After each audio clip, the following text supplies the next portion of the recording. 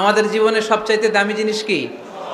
আমাদের সময়। তো আপনার সময়টাই যদি আল্লাহর দেয়া, স্রষ্টার দেয়া সবচেয়ে দামি সময় যদি আপনি অন্যের পিছনে লাগিয়ে ফেলেন, তো নিজের কল্যাণ করবেন কখন? এজন্য সম্মানিত ওলামায়ে কেরামদের বলবো, আমরা যেন বেশি বেশি স্টাডি করে কোরআন সুন্নাহর আলোকে মানুষকে কথা শোনাতে পারি, যাতে করে লোকজন উপকৃত হয়। আল্লাহ নাসিহাতগুলো যেন আমরা আমাদের জীবনে কাজে লাগাতে পারি, তুমি তৌফিক দাও। আরো জোরে পড়ি আমিন। আমি আপনাদের খেদমতে আমার খুতবার শুরুতে সূরাতু আল জুমআর 10 নম্বর আয়াত তেলাওয়াত করেছি। কয় নাম্বার শুনতেছেন? কষ্ট হচ্ছে না তো? আমি যখন প্রশ্ন করব আপনাদেরকে আওয়াজ করে উত্তর দিতে হবে। আর এই যে ছেলেরা, কথা বলো না, দোহাই লাগে তোমাদের, কথা বলো না, আওয়াজ করো না, ডিস্টার্ব করো না প্রোগ্রামের, চুপচাপ। লক্ষ্মীপুরের ছেলেরা খুব ভদ্র আমি জানি, একেবারে চুপচাপ। সূরাতুল জুমার 10 নম্বর আয়াতে আল্লাহ তাআলা আমাদেরকে কর্মচঞ্চল হতে বলেছেন, কাজ করে খেতে বলেছেন। কাজে লজ্জা নেই, লজ্জা অলসতায়। কাজে লজ্জা আছে? লজ্জা কিসে? অলসতায়, অকর্মণ্যতায়।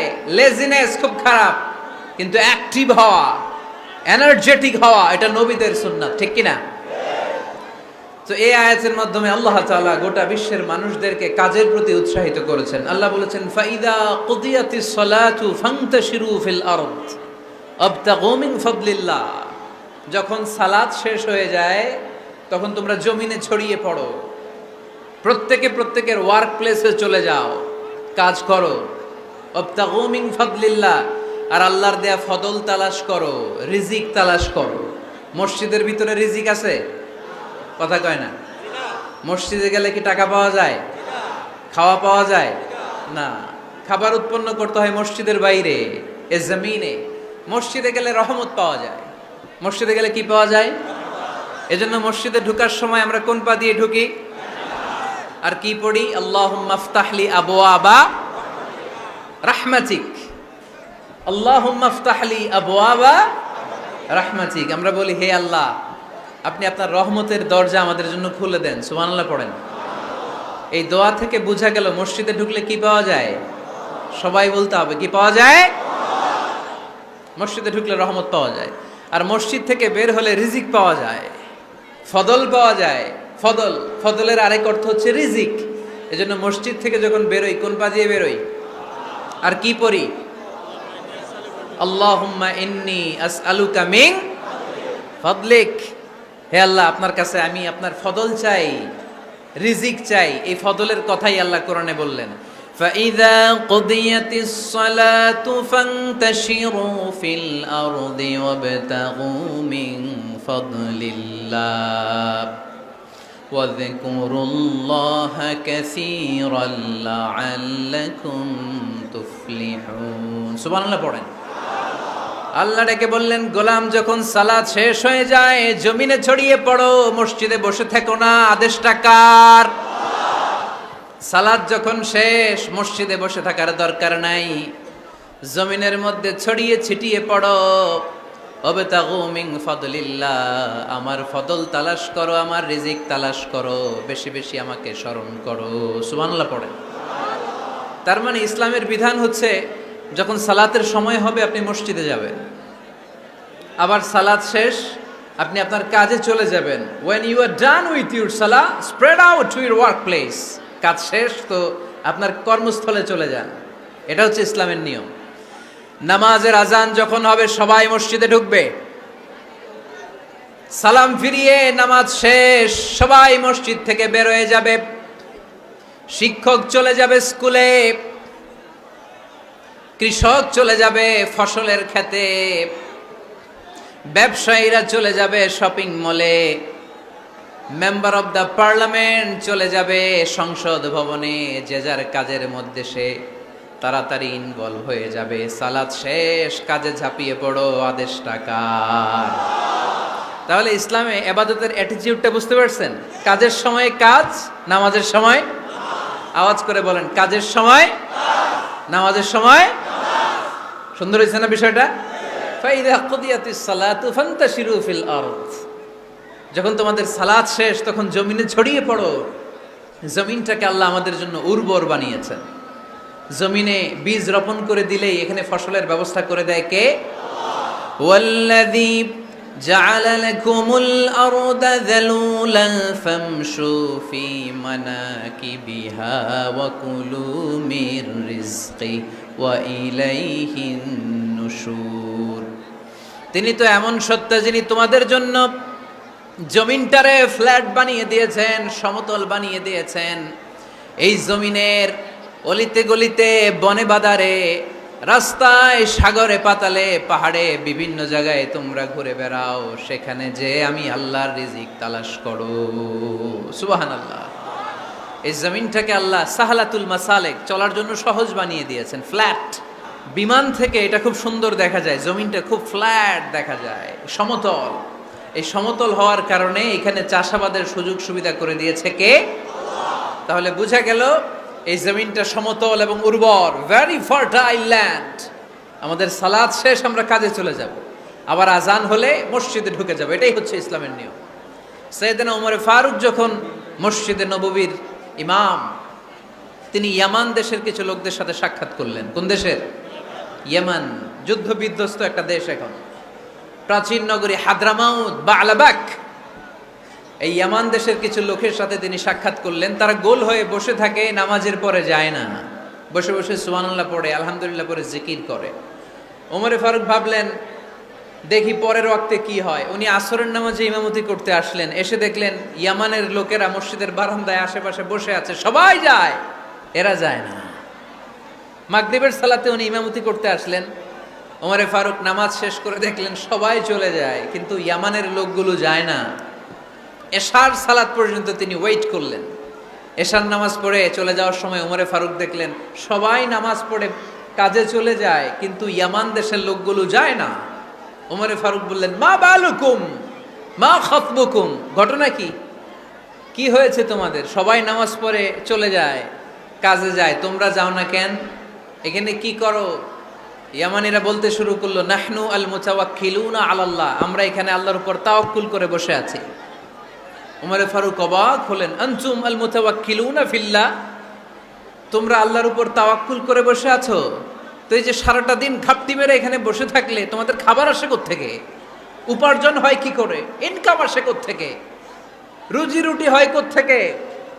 ইয়ামানি লোকগুলো বললো, আমরা এখানে বসে বসে জিকির করি, তেলাওয়াত করি, বুজুর্গের মতো বসে থাকি, আমাদের বুজুর্গিয়া জিকির দেখে আশেপাশের লোকেরা এসে আমাদেরকে খাবার দিয়ে যায়। ওমরে ফারুক বললেন, সর্বনাশ, তাইলে তো তোমরা আল মুতাওয়াক্কিলুনা ফিল্লাহ নও, তোমরা হচ্ছে আল মুতাওয়াক্কিলুনা আলা বা'দিকুম বা'দা, একে অপরের উপর নির্ভরশীল। যারা প্লেটে করে খাবার নিয়ে আসে তোমরা তাদের উপর তাওয়াক্কুল করছো, কারণ তারা যদি প্লেট ভরে খাবার নিয়ে আসে তোমাদের পেটে কোনো দানা পানি পড়বে না। তোমরা আল্লাহর উপর মুতাওয়াক্কিলুনা আলাল্লাহ নও, তোমাদের সাধ্যের সবটুকু করার পরে তারপরে তোমরা তাওয়াক্কুল করবে। কি সুন্দর ইসলাম! এক সাহাবী বললেন, ইয়া রাসূলুল্লাহ, আমি ওটে চড়ে এসেছি, তো আপনি তো আমাদেরকে তাওয়াক্কুলের ওয়াজ করেছেন, আমি ওটের রশিটা গাছের মধ্যে না বেঁধে যদি শুয়ে থাকে আল্লাহর উপর তাওয়াক্কুল করি, ওটটা থাকবে না? বিশ্বনবী বললেন, না, তোমার ওট থাকবে না, আগে রশি দিয়ে ওটটা বাঁধো, ইআকিলহা সুম্মা তাওয়াক্কাল আলাল্লাহ, আগে টাইট করে রশি দিয়ে গাছের সাথে ওটের রশিটা বাঁধো, এরপর আল্লাহর উপর তাওয়াক্কুল করো। এইটার নাম তাওয়াক্কুল। চিল্লায় বলেন ঠিক কিনা? আপনার পার্টটা আপনার করতে হবে, আপনার যে রোল, এই রোলটা প্লে করতে হবে। আপনার সর্বোচ্চটুকু করার পরে আমরা তাওয়াক্কুল করি একজনের উপর। চিল্লায় বলেন তিনি কে? আল্লাহ। ওমরে ফারুক বললেন, তোমরা মুতাওয়াক্কিলুনা আলাল্লাহ নাও, তোমরা বের হয়ে যাও, খবরদার এরপরে কোনো দিন তোমাদেরকে যেন এই মসজিদের মধ্যে ঘাপটি মেরে গোল হয়ে বসে থাকতে না দেখা যায়। কারণ ফাইদা কুদিয়াতিস সালাতু ফান্তাশিরু ফিল আরদ ওয়াবতাগু মিন ফাদলিল্লাহ, ইসলামের বিধান হচ্ছে যখন নামাজ শেষ মসজিদে বসে থাকা যাবে? চিল্লায় বলেন বসে থাকা যাবে? যাবে না, সর্বোচ্চটুকু করে তারপরে আপনাকে বের হয়ে যেতে হবে। প্রতিদিন সকালবেলা পাখির বাসা থেকে দেখবেন পাখিগুলো খালি পেটে বের হয়ে যায়। আপনাদের এই এলাকায় পাখির বাসা আছে? কি পাখির বাসা আছে? হ্যাঁ, সব পাখি আছে? তো সকালবেলা দেখবেন পাখির বাসা থেকে পাখিগুলো খালি পেটে বের হয়ে যায়। বিকেল বেলায় পাখিগুলোর ওদর পূর্তি করে পেট ভর্তি করে আবার পাখির নিড়ে ফিরিয়ে দেয় কে? কারণ পাখিগুলো তাওয়াক্কুল করেছে কার উপর? পাখিগুলো তাওয়াক্কুল করে যদি পাখির নিড়েই বসে থাকতো, ওদের পেটে খাবার আসতো? কথা বলেন। বিশ্বনবী এটাই বললেন, তাকদু খিমাসান ওয়া তারুহু বিতানান। তোমরা যদি পাখির মতো তাওয়াক্কুল করো, মানে আল্লাহর উপর তাওয়াক্কুল করে জমিনে বের হয়ে যাও, তোমাদেরও রিজিকের দায়িত্ব নিয়ে নিবে কে? সকালবেলা প্রতিটা পাখি না খেয়ে বের হয়ে যায়। একটা পাখির পেটের ভেতরে কোনো দানা পানি নাই, কিন্তু আল্লাহর উপর তাওয়াক্কুল করে পাখিগুলো যখন বের হয়ে যায়, বিকেলবেলা পেট ভর্তি করে ওদর ভর্তি করে আবার পাখির নিরে পাখিগুলোরে ফিরিয়ে দেয় কে? পাখিগুলো কি আমাদের মতো খাবার জমা করে রাখতে পারে? আমরা তো 7 দিনের বাজার একবারে করে ফ্রিজে রাখি। পাখিদের ফ্রিজ আছে না? আছে। আমাদের অতিরিক্ত টাকা হলে আমরা ব্যাংকে ব্যালেন্স করে রাখতে পারি, অ্যাকাউন্ট করে রাখতে পারি। পাখিরাও তো অ্যাকাউন্ট করে রাখে না? না, প্রতিদিন না খেয়ে বের হয়। কালকে ওই পাখিটা কি খাবে, কোন জায়গা থেকে তার রিজিকের ব্যবস্থা হবে, আল্লাহ ছাড়া কেউ জানে। এটার নাম তাওয়াক্কুল। এটার নাম কি? আমাদের সাধ্যের, আমাদের ক্যাপাসিটি, আমাদের ক্যাপাবিলিটির সবটুকু করে আমরা তাওয়াক্কুল করি একজনের উপর। চিল্লায় বলেন, চিনি কে? এজন্য ইসলাম আমাদেরকে শিখায়, সালাত যখন শেষ, বের হয়ে যাও, কাজে নেমে পড়ো। কাজে কোনো লজ্জা নাই, পরিশ্রমে কোনো লজ্জা আছে? যিনি রিক্সা চালায় এতে তার কোনো লজ্জা আছে? দিনমজুর, কুলি, ঠেলা গাড়ি চালায়, ছোট্ট ব্যবসা করে, এতে কোনো লজ্জা আছে? লজ্জা নাই। খেয়াল রাখবেন, লজ্জা হচ্ছে অলসতায়। লজ্জা কিসে? বিষ্ণু ঈসা ইসলাম বলেছেন, মা আকালা আহাদুন তুআমান কাত্তু খায়রুম মিন আইয়াকুলা মিন আমালি ইয়াদি। নিজ হাতে উপার্জিত খাবারের চেয়ে, অর্থের চেয়ে শ্রেষ্ঠ খাবার পৃথিবীর কোনো মানুষ কোনোদিন ভক্ষণ করে নাই। চিল্লায় কোন সুবহানাল্লাহ। শ্রেষ্ঠতম খাবার নিজ হাতে উপার্জিত খাবার। ঘাম জড়িয়ে যে অর্থ উপার্জন করা হয়, যে ইনকাম করা হয়, এটা হালাল। আর হালাল খেয়ে দোয়া করলে কবুল করে কে? এজন্য খেটে খাওয়া মানুষ, শ্রমজীবী মানুষ আর মেহনতি মানুষদেরকে বিশ্বনবী খুব ভালোবাসতেন। তারা বিশ্বনবীর বন্ধু আর বিশ্বনবী ছিল তাদের বন্ধু। সুবহানাল্লাহ পড়েন। এত ভালোবাসতেন বিশ্বনবী খেটে খাওয়ার মেহনতি মানুষদেরকে। সব সময় বিষ্ণু ইসলাম তাদের জন্য দোয়া করতেন। এজন্য যারা খেটে খায় তারা কপালওয়ালা, তারা মুস্তাজাবুদ দাওয়া। তারা কি? মুস্তাজাবুদ দাওয়া মানে এমন ব্যক্তি যে ব্যক্তি দোয়া করতে দেরি হয় কিন্তু দোয়া কবুল হতে দেরি হয় না। আপনারা এখানে ব্যবসা করেন কে কে? দেখি তো, হাত তুলেন তো। ব্যবসা, মাশাআল্লাহ, অনেক ব্যবসায়ী আছে তো দেখি। আচ্ছা, হাত নামান। চাকরি করেন কে কে? চাকরি, চাকরিও তো অনেক করে দেখি, হাত নামান। প্রবাসী, ছুটিতে দেশে আসছেন। হুজুর আমি আছি, কই? আপনি দেখতে আসছেন? মাশাআল্লাহ। কোন দেশে থাকেন? সৌদি আরব। আলহামদুলিল্লাহ। সৌদিতে ভাল লাগে নাকি সৌদি স্বপ্নের দেশ, খাটতে খাটতে জীবন শেষ? ইনশাআল্লাহ। আচ্ছা, ইউনিভার্সিটির স্টুডেন্ট আছো কারা কারা দেখি? মাশাআল্লাহ, হাত নামাও। ক্লাস 5 থেকে ইন্টারমিডিয়েট পর্যন্ত পড়াশোনা করতেছো, অথবা দাখিল আলিম পর্যন্ত, কারা কারা দেখি? মাশাআল্লাহ, হাত নামাও, হাত নামাও। একবারও যারা হাত তোলেন না এবার তারা হাত তোলেন। আন্নেরা কি করেন? হ্যাঁ, বেকার।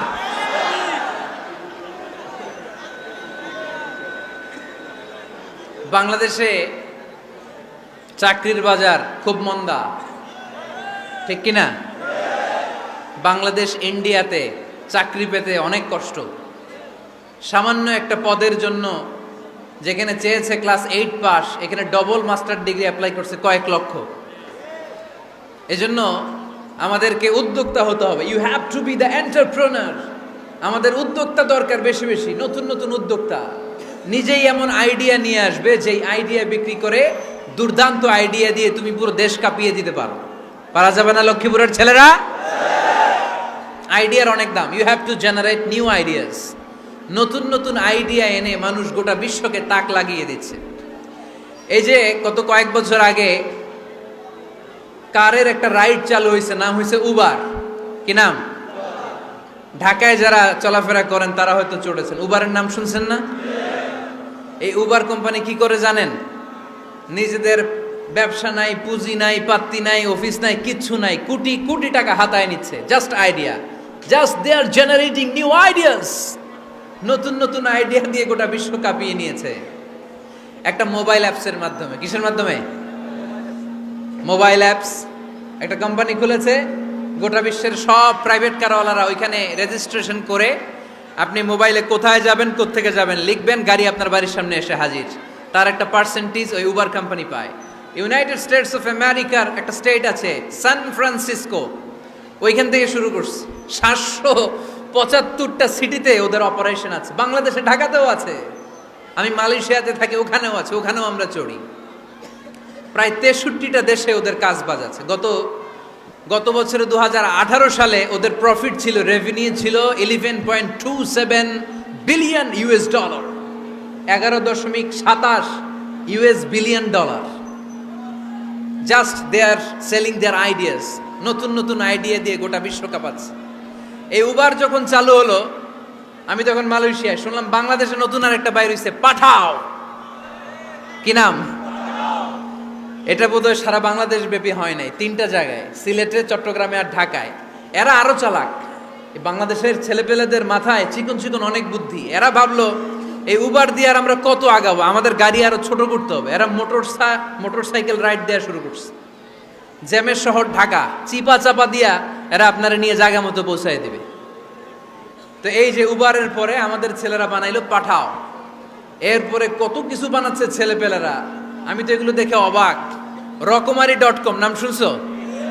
বিক্রয়.com নাম শুনছো? ঘরে বসে বসে কোটি কোটি টাকা হাতিয়ে নিচ্ছে তারা। Just they are selling their ideas. যেহেতু আমাদের চাকরি কম, ওই চাকরির বাজারে আমরা লাইন দিতে চাই না। আমাদের মেধাকে খাটিয়ে খাটিয়ে আমরা নতুন তরুণ উদ্যোক্তা বানাতে চাই। চিল্লায় বলো ঠিক কিনা? উদ্যোক্তা যত বাড়বে ততই দেশের কল্যাণ হবে। মানুষ তাদের আইডিয়াকে কাজে লাগিয়ে গোটা বিশ্বকে তাক লাগিয়ে দিচ্ছে। আমরা আমাদের সমতল ভূমিতে চাষ করতে চাই না। মালয়েশিয়াতে একটা এলাকা আছে ক্যামেরুন হাইল্যান্ড, ওরা পাহাড়ের মধ্যে চাষাবাদ করে গোটা মালয়েশিয়ার খাদ্যদ্রব্যের অভাবকে মুক্ত করে দিয়েছে। পাহাড়ের মধ্যে ওখানে ফুলের বাগান, ক্যামেরুন হাইল্যান্ড প্রায় 6000 ফিট উঁচু, প্রচন্ড ঠান্ডা। এই ঠান্ডা পাহাড়ি হিল ট্রাক্স এরিয়াতে মালয়েশিয়ার এই ক্যামেরুন হাইল্যান্ডে ওখানে আছে ফুলের বাগান, আছে ফলের বাগান, আছে চায়ের বাগান, ওখানে মধুর চাষ হয়, ওখানে শাকসবজি চাষ হয়, ওখানে অনেক কিছু চাষাবাদ হয়। ওই ফলমূল শাকসবজি দিয়ে গোটা মালয়েশিয়ার 14টা স্টেটে যত শাক সবজি ফলমূল লাগবে ওরা আঞ্জাম দেয়। আর আমরা আমাদের সমতল ভূমিতে চাষ করতে চাই না। আমরা চাষাবাদকে খুব লজ্জা মনে করি। এটা ভুল আইডিয়া। আমাদের যে এলাকা যেই জিনিসের জন্য বিখ্যাত ওইটাকে আমাদের ব্র্যান্ডিং করতে হবে। লক্ষ্মীপুর কিসের জন্য বিখ্যাত? নারিকেল সুপারি। নারিকেল সুপারি যে পৃথিবীর কত মানুষ, ইন্দোনেশিয়ান লোকেরা মুড়ির মতো খায় নারিকেল আর সুপারি। তো এইটারে আমাদের ব্র্যান্ডিং করতে হবে। যেই দেশে যেটা আছে, যেই এলাকা যেই পণ্যের জন্য বিখ্যাত ওইটা আমাদের ব্র্যান্ডিং করতে হবে। আমাদের আদমজির জুট মিল বন্ধ না? ভাওয়ানি জুট মিল বন্ধ। আমাদের পাট শিল্পকে ধ্বংস করে দিয়ে ইন্ডিয়া এখন ওই কটনের পাঞ্জাবি বানায়, জুট কটনের পাঞ্জাবি। আছে না নাই? পুরা বাংলাদেশের মার্কেট এই জুট কটনের পাঞ্জাবি দিয়ে সয়লাভ। আমাদের বাংলাদেশের পাট দিয়ে যদি আমরা মিহি পাঞ্জাবি বানাতে পারতাম, গোটা বিশ্ববাজারকে আমরা দখল করে নিতে পারতাম। ঠিক কিনা? এজন্য আমাদেরকে নতুন নতুন আইডিয়া জেনারেট করতে হবে। চাকরির পিছনে বসে থাকলে চলবে না। আর আজান যদি হয়ে যায় ছুটে যাব মসজিদে, আর নামাজ শেষ হলে আমরা আমাদের কাজের দিকে চলে যাব। চিল্লায় বলেন ঠিক কিনা? যেটাই করব আমরা ভালোভাবে করব। আল্লাহ বলেছেন লিয়াবলুয়াকুম আইয়ুকুম আহসানু আমালা। লক্ষ্মীপুরের ভাইয়েরা আওয়াজ করে উত্তর দেন, আওয়াজ করে উত্তর দিতে হবে। জান্নাতে যেতে হলে 100তে কত নাম্বার পেতে হবে? হ্যাঁ, হয় নাই 51। কি নাম তোমার? হ্যাঁ, ফরহাদ। জান্নাতে যেতে হলে 100তে আমার দরকার 51। 100তে কত লাগবে? ফাআম্মা মান সাকুলাত মাওয়াজিনুহু ফাহুয়া ফি আইশাতির রাদিয়া। সেদিন মিজানের পাল্লা যার ভারী হয়ে যাবে সে আনন্দ উৎসবে থাকবে। তো মিজানের পাল্লা ভারী হওয়ার জন্য 100তে আমার কত পাওয়া লাগবে? কত পাওয়া লাগবে? 51 পেলেই হয়ে যাবে। এজন্য আল্লাহ বলছেন লিয়াবলুয়াকুম আইয়ুকুম আহসানু আমালা, যেটাই করবে ভালোভাবে করবে। আল্লাহ এটা পরীক্ষা করতে চান যে আমরা ভালোভাবে কে কতটুকু আমল করেছি। যারা আরবি বোঝেন আলেম ওলামা আপনারা জানেন এখানে আল্লাহ বলেননি লিয়াবলুয়াকুম আইয়ুকুম আকসারু আমালা। আল্লাহ এটা দেখতে চান যে তোমাদের মধ্যে থেকে কে বেশি আমল করে, এটা বলছে আল্লাহ? বলে নাই। আল্লাহ বলেছে লিয়াবলুয়াকুম আইয়ুকুম আহসানু আমালা, যে ভালো করে করে। এজন্য আমরা যাই করি না কেন কি করে করব? আওয়াজ করে বলতে হবে। কেমন করে করব? যে কোনো কাজ করো না ভাই, যে কোনো কাজ করো তা যেন হয় সবার চেয়ে সবচেয়ে সুন্দর। পড়েন, যে কোনো কাজ করো না ভাই, যে কোনো কাজ করো তা যেন হয় সবার চেয়ে সবচেয়ে সুন্দর। পড়েন, যে কোনো কাজ করো না ভাই, যে কোনো কাজ করো তা যেন হয় সবার চেয়ে সবচেয়ে সুন্দর। হোক না সেটা পড়া লেখা, রঙের ভাষায় ছবি আঁকা। পড়েন, হোক না সেটা পড়া লেখা, রঙের ভাষায় ছবি আঁকা। হোক না সেটা সামান্য কাজ কিংবা মহত্তর, তা যেন হয় সবার চেয়ে সবচেয়ে সুন্দর। যে কোনো কাজ করো না ভাই, যে কোনো কাজ করো তা যেন হয় সবার চেয়ে সবচেয়ে সুন্দর। চিৎকার করে বলেন ঠিক কিনা? আমরা যেটাই করি না কেন এটা ভালো করে করার দরকার আছে না নাই? এজন্য কাজে আর শ্রমে কোনো লজ্জা নাই। লজ্জা হচ্ছে অলসতায়। লজ্জা কিসে? অলসতায়। বিষ্ণু ইসা ইসলামের কাছে এক সাহাবী এসে বলল, ইয়া রাসূলুল্লাহ আ'তিনি শাইআন, আপনি আমাকে কিছু দান করেন, আমার কিছুই নাই। বিষ্ণু বললেন, তোমার কিছু নাই? সাহাবী বললেন, ইয়া রাসূলুল্লাহ ঘরে আমার শুধু 2টি জিনিস আছে। কয়টা? চিল্লায় বলেন কয়টা? এক হচ্ছে একটা জামা, 2 হচ্ছে পানি খাওয়ার একটা জগ। বিষ্ণু বললেন, এই 2টাই নিয়ে আসো। বিশ্বনবীর কথা শুনে ওই সাহাবী ঘর থেকে জামা নিয়ে আসলেন, পানি খাওয়ার জগ নিয়ে আসলেন। বিশ্বনবী সাল্লাল্লাহু আলাইহি ওয়াসাল্লাম ওনার মুবারক হাত দিয়ে এক হাতে জামা ধরে আরেক হাতে পানির জগটা ধরে সাহাবীদের দিকে উদ্দেশ্য করে বললেন, মাইয়াশতারি হাদাইন, এই 2টা জিনিস কেনার মতো কে কে আছে দেখি? কয়েকজন হাত তুললো। বিশ্বনবী বললেন, কত দিয়ে কিনবা? এক সাহাবী বলে, ইন্নী আশতারিহিমা বিদিরহাম, ও নবী যদিও এগুলো আমার দরকার নাই, কিন্তু আপনি যেহেতু নিলামে ডাক তুলেছেন, ইয়া রাসূলুল্লাহ ইয়া হাবিবাল্লাহ, আপনার সম্মানে আমি 1 দিরহাম দিয়ে 2টা জিনিস কিনে নেব। 1 দিরহাম, একটা জামা, একটা পানি খাওয়ার জগ, দাম কত? 1 দিরহাম। বিশ্বনবী বললেন, না না, 1 দিরহাম তো অনেক কম হয়ে যায়। মাইয়াজিদু আলা যালিক, এর চেয়ে বেশি দামে কে কিনবা? আরেক সাহাবী হাত তুলে বলতে লাগলো, ইয়া রাসূলুল্লাহ ইয়া হাবিবাল্লাহ ওয়া ইন্নী আশতারিহিমা বিদিরহামাইন, আমি এই জামাটার পানি খাওয়ার জগটা 1 দিরহাম নয় 2 দিরহামের বিনিময়ে কিনতে চাই। বিষ্ণু ইসা ইসলাম ওই সাহাবাকে দিয়ে দিলেন। দিয়ে 2 দিরহাম নিয়ে যে লোকটা ভিক্ষা করতে এসেছিল তার হাতে 2 দিরহাম দিয়ে বললেন, যাও 1 দিরহাম দিয়ে ঘরে খাবার কিনে দিয়ে আসো, 1 দিরহাম দিয়ে একটা কুঠার কিনে নিয়ে আসো। শুনতেছেন? কি কিনে নিয়ে আসো? কুঠার দিয়ে কি করে? গাছ কাটে। ওই সাহাবী কুঠার কিনে নিয়ে আসার পরে বিশ্বনবী নিজ হাতে কুঠারের মধ্যে একটা কাঠের হাতল লাগাই দিলেন। আল্লাহু আকবার। হাতল ছাড়া কুঠার ইউজ করা যাবে? বিশ্বনবী নিজ হাতে ওই কুঠারের ভেতরে একটা হাতল লাগাই দিলেন আর বললেন, লা উরিদু আন আরাকা 15 আইয়াম, এই কুঠার নিয়ে জঙ্গলে যাও, গায়ে অনেক শক্তি আছে, কাঠ কাটো, এই কাঠ কেটে বাজারে বিক্রি করো, সামনের 15 দিন যেন আমি আমার চোখের সামনে তোমার না দেখি। বিশ্বনবীর পরামর্শ অনুযায়ী কুঠার নিয়ে ওই সাহাবী জঙ্গলে চলে গেলেন। কাঠ কেটে বাজারে বিক্রি করতে করতে 15 দিন পরে 10 দিরহাম নিয়ে বিশ্বনবীর দরবারে হাজির হয়ে গেলেন। 10 দিরহাম নিয়ে বিশ্বনবীর কাছে হাজির হয়ে গেলেন। সাহাবী এসে বলল, ইয়া রাসূলুল্লাহ এখন আর আমার ভিক্ষা করা লাগে না, আমার গায়ে অনেক শক্তি আল্লাহ দিয়েছে, আই এম ভেরি এনার্জেটিক, আপনার দেয়া বরকতের কুঠার দিয়ে আমি কাঠ কেটে কেটে স্বাবলম্বী হতে শুরু করেছি। সুবহানাল্লাহ পড়েন। আমি এখন 10 দিরহামের মালিক। বিশ্বনবী বললেন, লা আইয়াহতাতিবা আহাদুকুম হুজমাতান আলা যাহরিহি খায়রুম মিন আইয়াসআলা শাইআন ফায়ু'তিয়াহু আও ইয়ামনাহু। যাদের গায়ে শক্তি আছে তারা ভিক্ষা না করে কাঠ কেটে পিঠে সেই বোঝা নিয়ে বাজারে বিক্রি করা অনেক ভালো।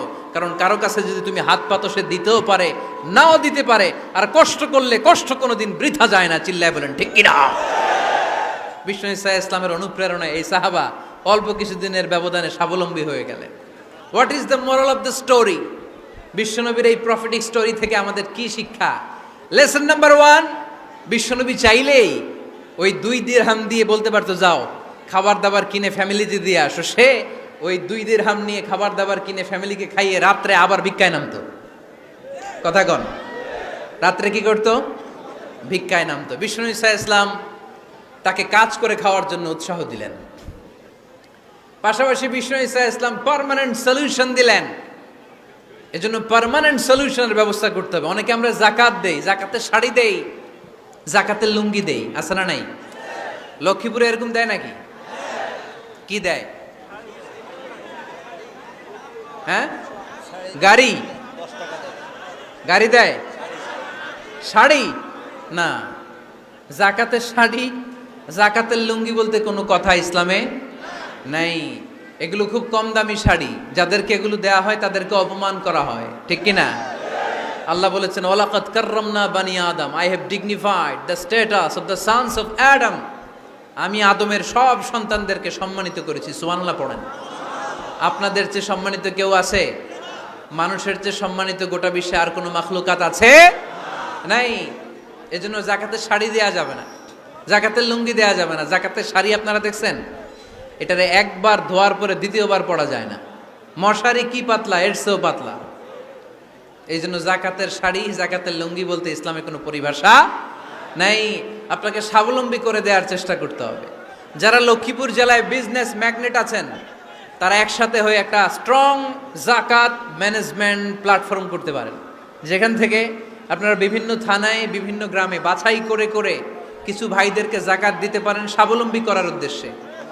যেই ফ্যামিলিকে আছে, কি নাম এটার? পল্লী উন্নয়ন ক্লাব। মাশাআল্লাহ, জাকাত ফান্ড দিয়ে বিদেশে লোক পাঠায়। এর চেয়ে সুন্দর পদ্ধতিতে জাকাত বিতরণ আর হতে পারে? যেই লোকটাকে, যেই ছেলেটাকে বিদেশে পাঠানো হয়েছে, ওই ফ্যামিলিটা আর কোনোদিন জাকাতের শাড়ি নেওয়ার জন্য লাইনে দাঁড়াবে? যেই ছেলেটাকে ওনারা অস্ট্রেলিয়ান গাভী কিনে দিছে, দুধ বিক্রি করে যেই ফ্যামিলিটা স্বাবলম্বী হতে শুরু করেছে, তারা আর কোনোদিন জাকাতের লাইনে যেয়ে দাঁড়াবে না। এজন্য জাকাত দিতে হবে স্বাবলম্বী করার জন্য। ইসলাম আমাদেরকে এটাই শিখিয়েছে, কাজ করে খেতে হবে। কাজে লজ্জা নেই, লজ্জা হচ্ছে অলসতায়। লজ্জা কিসে? আজকের আলোচনা থেকে এটা মুখস্থ করে নিতে হবে, কাজে লজ্জা নেই। লক্ষ্মীপুরের ইয়াংস্টারেরা শ্রমে লজ্জা নেই, পরিশ্রমে লজ্জা নেই, লজ্জা অলসতায়। লজ্জা কিসে? আরো জোরে। নবীরা কি এমনি এমনি বসে বসে খাইছে? কঠিন পরিস্থিতিতেও নবীরা পরিশ্রম করে উপার্জন করা লেগেছে, ঠিক কিনা? সাইয়েদনা মারিয়াম আলাইহিস সালাম, যার নামে আল্লাহ তাআলা কোরআনে একটা সূরা দিলেন,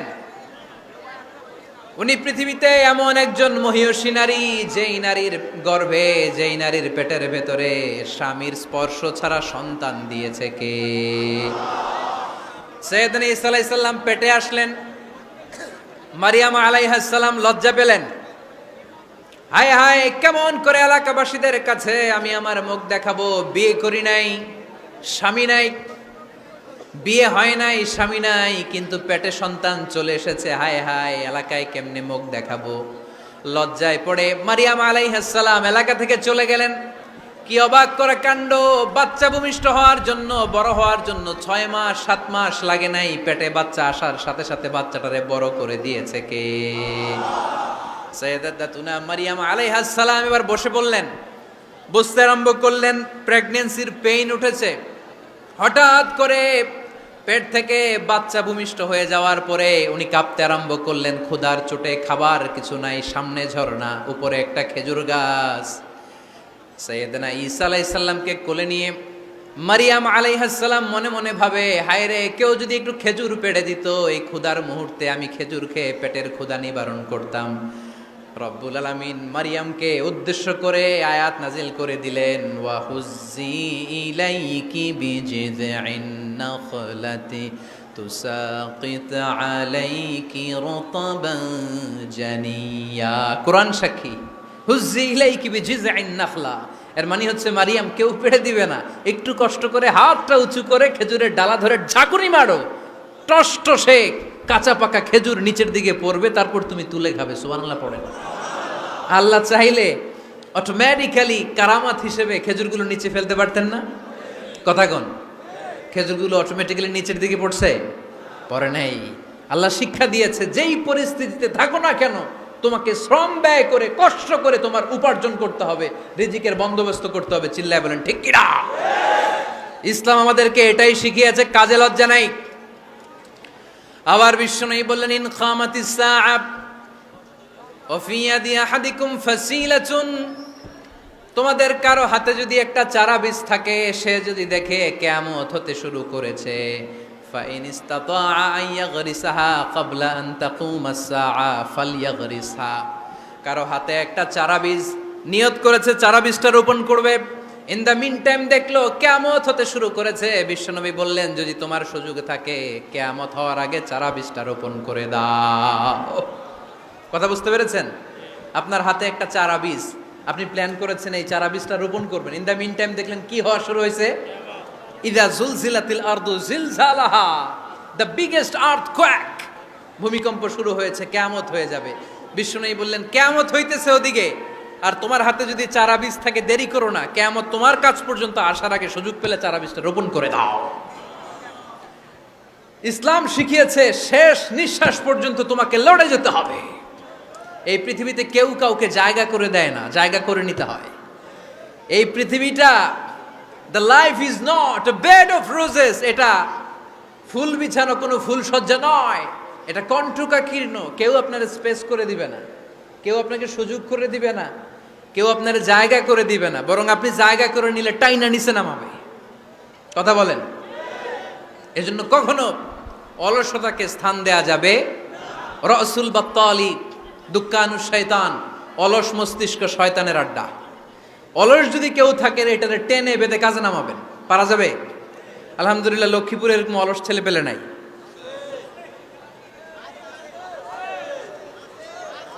আছে? আমরা আজকে অলসতাকে নো বলে যাবো এই মাহফিল থেকে। অলসতাকে আমরা কি বলবো? আওয়াজ করে বলতে হবে, অলসতাকে কি বলবো আমরা? মুমিনের জীবনে কোনো অলসতা নাই। অলস হয় মুনাফিকরা। অলস হয় কারা? চিল্লায় বলতে হবে। মুমিনরা অলস হয়? অলস হয় কারা? এজন্য কোরআনে আল্লাহ একথাও বলে দিলেন, ওয়াইদা কামু ইলাস সালাতি কামু কুসালা ইউরাউনান নাসা ওয়ালা ইয়াযকুরুনাল্লাহা ইল্লা কালিলা। সুবহানাল্লাহ পড়েন। মুনাফিকরা যখন মানুষকে দেখানোর জন্য নামাজে যায়, ওই নামাজে তাদের ইখলাস নাই, ওই নামাজের ভেতরে তাদের কোনো খুশু খুদু নাই, ওই নামাজের ভেতরে আছে শুধু অলসতা। ওই নামাজে কি আছে? কিন্তু আমরা যখন নামাজে যাই, আমাদের অলসতা আছে? আমরা নামাজ পড়লে আমাদের হৃদয়টারে সজীব করে দেয় কে? আমরা উযু করলে আমাদের মনটাকে চাঙ্গা করে দেয় কে? আমরা মসজিদে ঢুকলে হৃদয়টাকে প্রাণবন্ত করে দেয় কে? মুমিন উযু করলে চাঙ্গা হয়। বিষ্ণু ঈসা ইসলাম বললেন, ইয়াকিদু শাইতানু আলা কাফিয়াতি রাসি আহাদিকুম ইদা নাম। খেয়াল করে শুনবেন লক্ষ্মীপুরের ভাইয়েরা, চমৎকার একটা হাদিস। আমরা যখন ঘুমোতে যাই, শয়তান আমাদের প্রত্যেকের মাথার পিছনে 3টা অলসতার গিট মারে। কয়টা? আওয়াজ করে বলেন। 3টা অলসতার গিট মারে। ইয়াকিদু শাইতানু আলা কাফিয়াতি রাসি আহাদিকুম সালাসা উকাব। 3টা গিট মারে যখন আমরা ঘুমোতে যাই।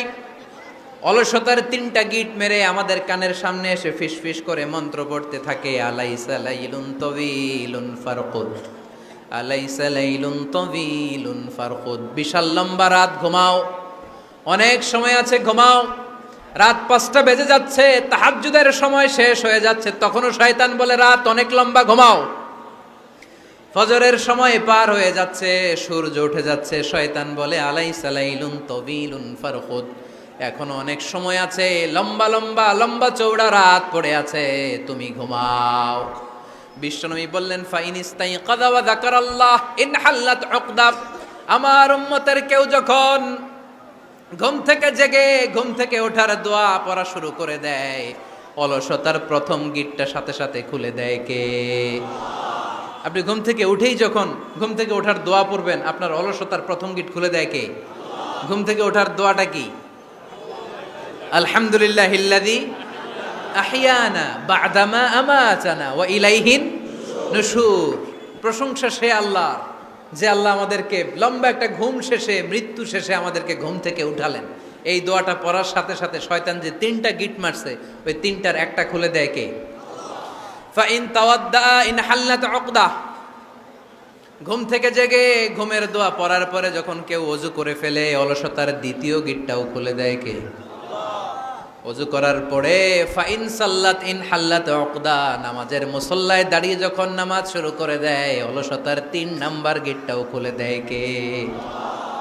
3টা গিট যখন খুলে দেয়, বিষ্ণু ইসা ইসলাম বললেন ফাসবাহা নাশীতাল কলব, নাশীত, তখন মুমিন বান্দা সজীব হয়ে ওঠে, প্রাণবন্ত হয়ে ওঠে, উচ্ছ্বসিত হয়ে ওঠে। ওয়া ইল্লা খাবিসান নাফসি কাসলান, আর যদি ঘুমিয়ে থাকে, 3টা গিট তার মাথার পেছনে শয়তানের অলসতার লেগে থাকে, তাহলে তার দিনটা শুরু হয় অলসতা দিয়ে, আর সে হয় অলসতার রাজা। চিল্লায় এখন ঠিক কিনা?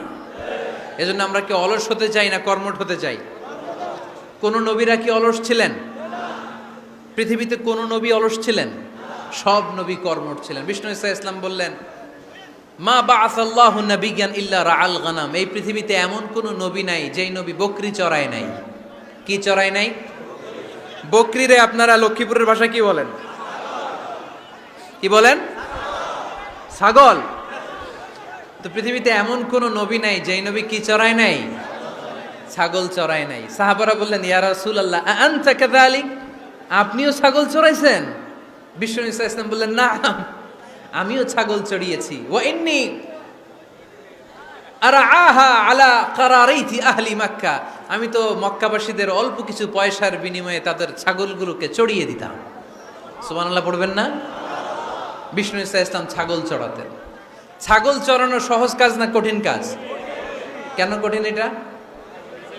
হ্যাঁ, টেরা, খুঁটি মারে, হ্যাঁ, কি করে? বসে থাকতে হয়। তো ছাগল যারা পালে তারা জানে ছাগল পালা কত কষ্ট। ওরে ডানে টান দিলেও কই যায়? রশি ধরে বায়ে টান দিলে কই যায়? সামনে টানলে কই যায়? পিছনে টানলে কই যায়? সারা সপ্তাহ আপনি সময় পান না এটারে গোসল করাবেন। ভাবলেন আজকে জুমার দিন আমিও গোসল করি, এটারও গোসল করাই। এটারে আপনি পুকুর ঘাটে নিবেন, টান দিছেন, ওর বাপের কিরা, ও 1 ইঞ্চিও সামনে যাবে না। ঠিক কি না? এই টেরা প্রাণী আল্লাহর কি কি মহিমা! আল্লাহ তাআলা পৃথিবীর সবচেয়ে শ্রেষ্ঠতম মানুষদেরকে ছাগল চড়িয়ে ছেড়েছেন। ঠিক কি না? মা বাআসাল্লাহু নাবিয়্যান ইল্লা রাআল গানাম, এই পৃথিবীতে এমন কোন নবী ছিল না যে নবীরা ছাগল চড়ায় নাই। আল্লাহ বুঝাতে চাইলেন ছাগল চড়ানো অনেক কষ্টের কাজ, অনেক ধৈর্যের প্রয়োজন। এখন নবীরা তোমরা ছাগল চড়াও, কিছুদিন পর ছাগলের চেয়েও টেরা জাতি মানুষ চড়াইতে হবে। মানুষের মধ্যেও টেরা আছে না নাই? ভালো বললে ভালোটা বুঝে না, ডানে যেতে গেলে বায়ে যায়, বায়ে যেতে বললে ডাইনে যায়, এরকম আছে না নাই? সম্মানিত ভাইয়েরা, সমস্ত আম্বিয়া আলাইহিমুসসালাম ওনারা কর্মঠ ছিলেন। সাইয়েদনা আদম আলাইহিস সালাম নিজ হাতে চারা গাছ রোপণ করে চাষাবাদের কাজ করেছেন। সুবহানাল্লাহ পড়েন। সাইয়েদনা ইব্রাহিম আলাইহিস সালাম চাষাবাদের কাজ করেছেন। সাইয়েদনা দাউদ আলাইহিস সালাম নিজ হাতে যুদ্ধের জন্য যে পোশাক পরতে হয়, যেটা পরলে গায়ের মধ্যে ছুরি মারলেও ঢুকে না, ওই শিরস্ত্রাণ বানিয়েছেন, নিজ হাতে তলোয়ার বানিয়েছেন। সুবহানাল্লাহ পড়েন। সাইয়েদনা মুসা আলাইহিস সালাম ছাগল চড়িয়েছেন। সাইয়েদনা মুসা আলাইহিস সালামের মেজাজ নরম না গরম? নবীদের মধ্যে সবচেয়ে বেশি মেজাজওয়ালা নবী ছিলেন মুসা আলাইহিস সালাম। উনিও 8 থেকে 10 বছর সাইয়েদনা শুআয়ব আলাইহিস সালামের এরিয়াতে ছাগল চড়িয়েছেন। চিল্লায় বলেন সুবহানাল্লাহ। এজন্য নবীরা যেহেতু কাজ করেছেন, কর্মঠ ছিলেন, আমরাও কর্মঠ হব। ঠিক কি না? সাহাবারাও কর্মঠ ছিলেন। বিশ্বনবীর সাহাবারাও ব্যবসা করতেন। সাইয়েদনা আবু বকরের বিশাল ব্যবসা প্রতিষ্ঠান ছিল। সুবহানাল্লাহ পড়েন। আপনারা হজ উমরা করেছেন কে কে দেখি? করছেন? মাশাআল্লাহ। যারা করে নাই আল্লাহ তাদেরকেও আল্লাহর ঘর জিয়ারতের তুমি নসিব করো। বিশ্বনবীর মাকবারার সামনে দাঁড়িয়ে আমরা যেন সালাম পেশ করতে পারি, তুমি নসিব করো। বাইতুল্লাহ শরীফে এবং মসজিদ নববীতে আমরা যেন সালাত আদায় করতে পারি, আল্লাহ তুমি নসিব করো। সাইয়েদনা আবু বকর রাদিয়াল্লাহু তাআলা আনহুর ব্যবসা প্রতিষ্ঠান ছিল মক্কার কাবা ঘরের পাশেই। ওনার ব্যবসা প্রতিষ্ঠানগুলো যেখানে ছিল ঠিক ওইখানেই সৌদি সরকার এখন শপিং মল বানিয়ে দিয়েছে, মাতজার আবু বকর। মক্কা শহরের যেখানে বহিরাগতরা এসে ওখানে ছাগল, ওখানে ঘোড়া, উট এগুলো রাখতো, আস্তাবল রাখতো, ঘোড়া আর উট যেখানে রাখা হতো ঠিক ওই জায়গায় সৌদি সরকার ওটার পার্কিং লট বানায় দিচ্ছে। মানে যেখানে আগে সাহাবাদের ব্যবসার জায়গা ওইখানে বর্তমানে শপিং মল। যেখানে আগের সময়কাল সাহাবারা উট আর ঘোড়া রেখে বাঁধতো ওইখানে এখন গাড়ি ঘোড়া রাখার ব্যবস্থা করা হয়েছে। সাইয়েদনা আবু বকর অনেক বড় ব্যবসায়ী ছিলেন। ওনার নিজ টাকা দিয়ে হাবাসা থেকে আসা সাইয়েদনা বেলালকে তিনি 20,000 স্বর্ণ মুদ্রা দিয়ে উমাইয়া ইবনে খালাফের কবল থেকে তিনি মুক্ত করেছেন। সাইয়েদনা উসমান যুন্নুরাইন বড় ব্যবসায়ী ছিলেন। নিজের টাকা দিয়ে মদিনার মুসলমানেরা পানি খেতে পারে না, বিইরে রুমা নামে একটা কুয়া ছিল, এই কুয়ার মালিক ছিল ইহুদি। মুসলমানেরা পানি খেতে গেলে এসে বকা দিত, পানি খেতে দিত না। বিশ্বনবী বললেন, আমার সাহাবীদের মধ্যে এমন কি কেউ নাই নিজের অর্থায়নে বীরে রুমা কিনে মুসলমানদেরকে দিয়ে দিবে? সাইয়েদনা উসমান যুন্নুরাইন বলল, ইয়া রাসূলুল্লাহ, আপনার খেদমতে আমি হাজির। মুহূর্তের মধ্যে সাইয়েদনা উসমান যুন্নুরাইন নিজের অর্থায়নে বীরে রুমাটা কিনে মুসলমানদের জন্য সদকা করে দিয়েছে। তো ব্যবসা না করলে, কর্মঠ না হলে, উপার্জন না হলে সদকা করা যাবে?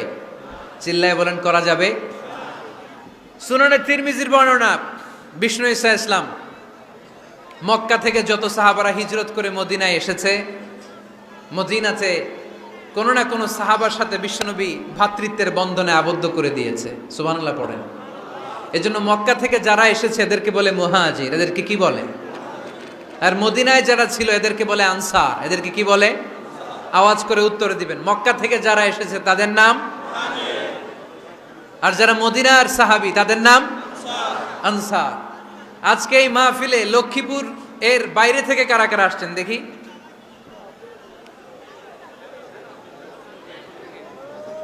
মাশাআল্লাহ, মাশাআল্লাহ, অনেক আসছে।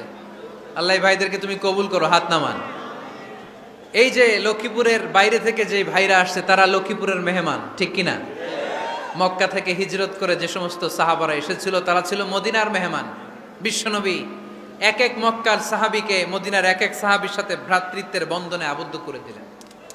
আব্দুর রহমান ইবনে আউফ রাদিয়াল্লাহু তাআলা আনহু, ওনার সাথে ভ্রাতৃত্বের বন্ধনে যে সাহাবীকে বিশ্বনবী আবদ্ধ করে দিলেন ওনার নাম হচ্ছে সাদ ইবনে রাবিয়া। কি নাম?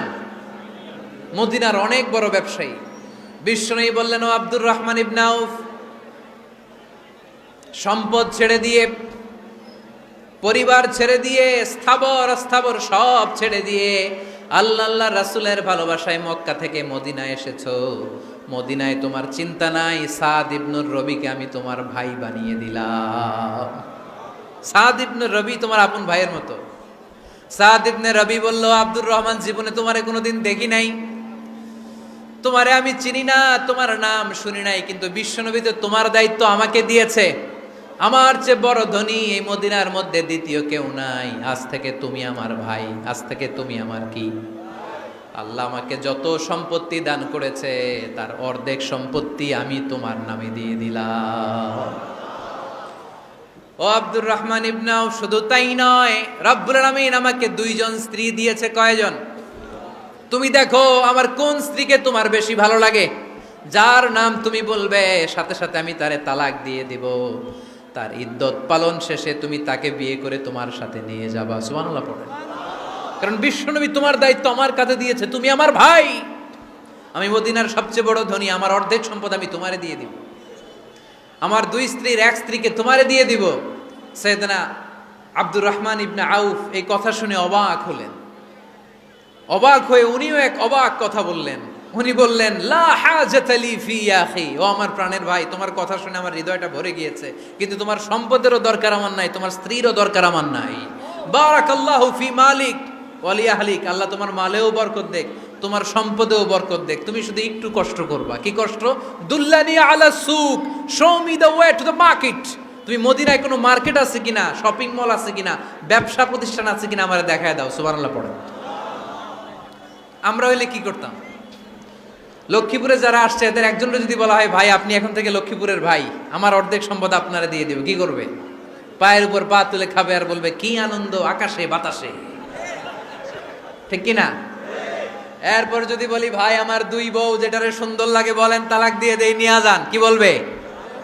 কি আনন্দ আকাশে বাতাস। আল্লাহ রাসূলের সাহাবী আব্দুর রহমান ইবনে আউফ বললেন লা হাজাতা লি ফি, আমার দরকার নেই। দুল্লানি আলা সুক, just show me the way to market. এখানে মার্কেট কই আছে দেখায় দাও। অবাক হয়ে গেলেন সাদ বিন রবিব, বললেন ও আব্দুর রহমান ইবনে আউফ, ঠিক আছে তুমি যদি নিতে না চাও তোমারে আমি জোর জবরদস্তি করব না। শুনে রাখো মদিনাতে ইহুদিদের কয়নুকার একটা বাজার আছে। এই কথা বলার সাথে সাথে আব্দুর রহমান ইবনে আউফ চলে গেলেন। এর পরের দিন অল্প কিছু পনির আর ঘি দিয়ে ব্যবসা শুরু করলেন। পনির আর ঘিয়ের ব্যবসা করতে করতে করতে করতে ব্যবসায় তিনি এত লাভ করলেন, উনি বললেন আমি যদি কখনো মদিনার বালুর মধ্যে হাত দিতাম ওই বালুটারও সোনা বানায় দিত কে? দুল্লানি আলা সুক। লক্ষ্মীপুরের কর্মঠ যুবক ভাইয়েরা, এ আব্দুর রহমান ইবনে আউফ আমাদের প্রেরণা। উনি অন্যের ঘাড়ে পাড়া দিয়ে খেতে চায় নাই, আরেকজনের উপর ডিপেন্ডেন্ট বা নির্ভরশীল হতে চায় নাই। তিনি স্বাবলম্বী হওয়ার শিক্ষা লেসেন কিয়ামত পর্যন্ত গোটা বিশ্বের যুবকদের জন্য রেখে গিয়েছে। চিল্লায় বলো ঠিক কিনা? দুল্লানি আলা সুক, show me the way to market. Market কোথায় দেখাও। পনির আর ঘি নিয়ে ব্যবসা করতে করতে কয়েক মাসের ব্যবধানে ইতিহাস সাক্ষী সাইয়েদনা আব্দুর রহমান ইবনে আউফ মদিনার বিশাল বড় বিজনেস ম্যাগনেটে পরিণত হয়ে গেলেন। চিল্লায় পড়েন আল্লাহু আকবার। এজন্য ব্যবসার ভিতরে বরকত ঢুকিয়ে দিয়েছে কে? বিষ্ণু বললেন আত-তাজিরা সাদুকাল আমিন মা'আন নাবিয়্যিন ওয়াস সিদ্দীকিন ওয়াশ শুহাদা ওয়াস সালিহিন। আমানতদার ব্যবসায়ী তারা সাধারণ কোনো মানুষ নয়, কিয়ামতের দিন নবীদের সাথে হাসর হয়ে যাবে। আপনারা যারা ব্যবসা করেন এটা সাধারণ বিষয় নয়। বিষ্ণু ইসলাম নিজেও ব্যবসায়ী ছিলেন। ওনার জীবনের প্রথমে তিনি খাদিজা রাদিয়াল্লাহু তাআলা আনহার ব্যবসার স্টাফ হয়ে কাজ শুরু করেছেন, এরপর নিজে ব্যবসা শুরু করেছেন। এরপরে খাদিজাতুল কুবরা রাদিয়াল্লাহু তাআলা আনহা সব সম্পত্তি বিয়ের পরে বিশ্বনবীর পায়ের সামনে ঢেলে দিয়েছেন। বললেন ইয়া রাসূলুল্লাহ এই সম্পদ আমি আপনাকে দিয়ে দিলাম, আপনি ইচ্ছামতো দিনের প্রয়োজনে খরচ করেন। সুবহানাল্লাহ পড়েন। এজন্য বিষ্ণু ইসলাম আমাদের জন্য উপমা, আব্দুর রহমান ইবনে আউফ আমাদের জন্য উপমা। যারা ব্যবসা করেন তারা বিষ্ণু ইসলামের সুন্নাহ পালন করছেন। আত-তাজির আস-সাদুক আল আমিন। বিষ্ণুই বললেন সত্যবাদী আমানতদার ব্যবসায়ী, যে ব্যবসা করতে যে মিথ্যা কথা বলে না। অনেক ব্যবসায়ীরা আছে পণ্য চালানোর জন্য মিথ্যা কথা বলে আর কসম কাটে, আছে না নাই? আহা, এমনটা করা যাবে? সকালবেলা স্ত্রীরে বলে এই গরুগুলা বিক্রি করবো, তুই একটা দাম কত কমো? স্ত্রীরে শিখাই দিচ্ছে এই গরুর দাম তুই 40,000। তো বউ বলে ঠিক আছে দাম কইলাম 40,000। তো এরপরে বাজারে যখন গরু বিক্রি করতে যায় একজন যখন বলে যে ভাই এটা 30,000 টাকা দিয়ে কিনবো, কয় ভাই আল্লাহর কসম সকালে একজন 40,000 দাম কইছে আমি দেই নাই। আছে না নাই? কৌশল করে। বউরে শিখাইছে সকালে, কয় তুই দাম কর 40,000। তো বাজারে যে সকালে একজন দাম করছে, দাম করে কইছে 40,000 দেই নাই, আপনারা 30,000 কেমনে দেই? এরকম ডাকাইত আছে না নাই? আলহামদুলিল্লাহ লক্ষ্মীপুরে এরকম লোকজন নাই। আরে নাই, আমি কই নাই, এরা কই আছে। লক্ষ্মীপুরের মানুষ খুব ধার্মিক আমি জানি। লক্ষ্মীপুর, নোয়াখালী, ফেনী এই বেল্টের লোকজন খুব আল্লাহওয়ালা। এদের মধ্যে আল্লাহওয়ালার সংখ্যা বেশি, এখানে আলেম ওলামা বেশি, এখানে মসজিদ মাদ্রাসা বেশি। এই জন্য এই জেলাগুলোতে আল্লাহর রহমতও বেশি। আল্লাহ তুমি এই জেলার ছেলেপেলাদেরকে, এই জেলার লোকদেরকে তুমি কবুল করো, মা বোনদেরকে তুমি কবুল করো। সম্মানিত ভাইয়েরা, এজন্য আজকের মাহফিল থেকে আমরা যেটা শিখলাম সেটা হচ্ছে পরিশ্রমে কোনো লজ্জা আছে? আমরা কাজ করে খাবো, ঠিক কিনা? Never underestimate any job. যুবক ভাইয়েরা, লক্ষ্মীপুরের যুবক ছেলেরা শুনতেছ? এরকম আওয়াজ করতে হবে, কান খাড়া করে শোনো। Never underestimate any job. কোনো চাকরিকে ছোট করে দেখা যাবে whether it's small or big, you don't care. এটার কেয়ার করা যাবে না। ছোট্ট চাকরি পাইলেই ঢুকে যাবা, বড় অফার আসলে পরে ঢুকবা। এটা ছোট কাজ, এটা হোটেলের ওয়েটার, এটা ছোট্ট স্টাফ, এটা কেরানি না। কাজ কাজই, কাজের মধ্যে কোনো ছোট বড় নাই। খেটে খাওয়া মানুষকে বিশ্বনবী অনেক সম্মান করতেন। বিশ্বনবী সাল্লাল্লাহু আলাইহি ওয়াসাল্লাম খেটে খাওয়া মানুষদেরকে এত ভালোবাসতেন, বিদায় হজের মতো এত গুরুত্বপূর্ণ ভাষণও এই মেহনতি মানুষদের কথা বাদ যায়নি। সুবহানাল্লাহ পড়বেন না? দিনটা ছিল জুমাবার। বিশ্বনবী সাল্লাল্লাহু আলাইহি ওয়াসাল্লাম আরাফাতের ময়দানে দাঁড়িয়ে ঐতিহাসিক একটা ভাষণ দিলেন। এই ভাষণের নাম হলো বিদায় হজের ভাষণ। এই বিদায় হজের ভাষণেও খেটে খাওয়া মানুষের কথা বিশ্বনবী বাদ দেয় নাই। বিশ্বনবী বলেছেন, আরিক্কাকুম আরিক্কাকুম, খবরদার অধীনস্থ কর্মচারীদের সাথে খারাপ আচরণ করো না। আতঈমুহুম মিম্মা তাকুলুন ওয়াকসুহুম মিম্মা তালবিসুন, খবরদার মনে রেখো, তোমরা যা খাবে তোমাদের অধীনস্থ কর্মচারীদেরও তা খাওয়াবে, তোমরা যা পড়বে তাদেরও তা পড়াবে।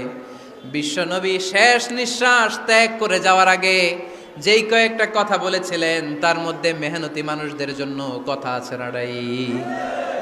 বিষ্ণু ইসা ইসলাম যখন শেষ নিঃশ্বাস ত্যাগ করবেন তিনি বলেছিলেন, আসসালাত আসসালাত, উম্মতেরা নামাজ নামাজ, নামাজ ছেড়ে দিও না, নামাজ তরক করো না, নামাজ কাজা করো না। আর বলেছিলেন, অমা মালাকাত আইমানুকুম, অধীনস্থ কর্মচারীদের সাথে খবরদার খারাপ আচরণ করো না। যারা কর্মচারীদের সাথে খারাপ আচরণ করে, যারা মানুষের কাছ থেকে শ্রম নিয়ে কাজ করিয়ে টাকা দেয় না, কিয়ামতের দিন তাদের বিরুদ্ধে মামলা দায়ের করবে কে? কে করবে? হাদিসে কুদসি সাক্ষী বিষ্ণু ইসা ইসলাম বলেন, আল্লাহ তাআলা ফরমান, আনা খাসমুহুম সালাসাতুন আনা খাসমুহুম ইয়াউমাল কিয়ামা। তিন শ্রেণীর ব্যক্তির বিরুদ্ধে আল্লাহ বলেন, আমি নিজেই কিয়ামতের দিন মামলা দায়ের করব। I will be against them in the day of judgment. Three categories of people, I will be against them in the day of judgment. তিন শ্রেণীর লোক কিয়ামতের দিন তারা ছাড় পাবে না। আল্লাহ বলেন, আমি নিজেই তাদের বিরুদ্ধে মামলা দায়ের করব। এর মধ্যে এক শ্রেণীর লোক হচ্ছে রাজুলুন ইস্তাআজারা জিরান ফাস্তাউফা মিনহু ওয়া লাম ইউতি আজরা। একজন শ্রমিক ভাড়া করে তার কাছ থেকে কাজ নিয়েছে কিন্তু তার পারিশ্রমিক আদায় করে নাই। এরকম আছে না নাই? দাপট দেখায়, দাপট দেখায় ইউনিভার্সিটির ক্যান্টিনগুলোতে। ইউনিভার্সিটির ক্যান্টিনে যে খায় মাগার বিল দেয় না, এরকম ডাকাইত আছে না নাই? চায়ের দোকানে চা খায় পরে দিমু, বিল দেয় না, আছে না নাই? দোকানে যে পণ্য কিনে বিল দেয় না, পরে দিমু, আছে না নাই? কিয়ামতের দিন আল্লাহ তোর এই মাস্তানি ছুটাবে, চিল্লা এখন ঠিক কিনা?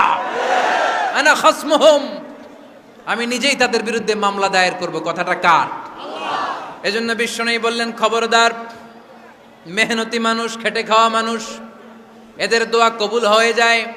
আতুল আজিরা আজরাহু ক্বাবলা আন ইয়াজিফা আরাকুহু, খবরদার বিশ্বনবী বললেন, শ্রমিকের ঘাম শুকিয়ে যাওয়ার আগে তাদের পারিশ্রমিক মিটিয়ে দাও।